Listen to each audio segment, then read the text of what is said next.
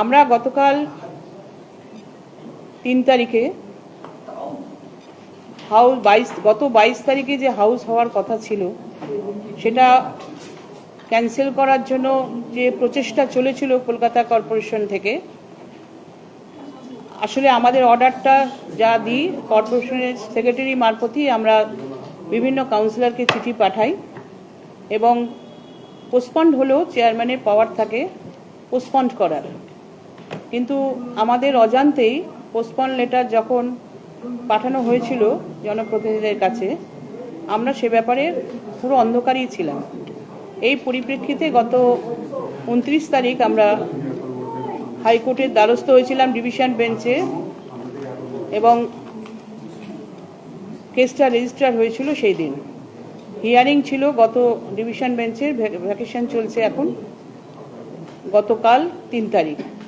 সেখানে কোর্ট মোটামুটি বলেছেন যে চেয়ারম্যানেরই পাওয়ার হাউস ডাকার, এবং আমাদের সেখানে জিজ্ঞেস করা হয়েছিল যে লয়ার আমাদের যারা ছিলেন উপস্থিত যে আমি কবে হাউস ডাকতে পারি।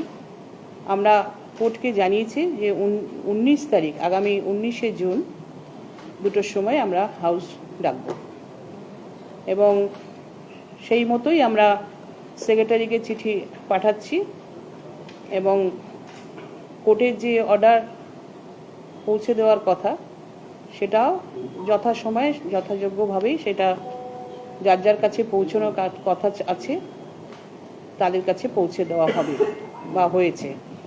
সুতরাং এই পরিপ্রেক্ষিতেই আমরা আগামী 19 তারিখ সবাই আমরা হাজির থাকব। আমাদের হাউস চলাকালীন হাউসে আমরা যাতে করতে পারি তার জন্য আমরা ডিসিশন নিচ্ছিলাম।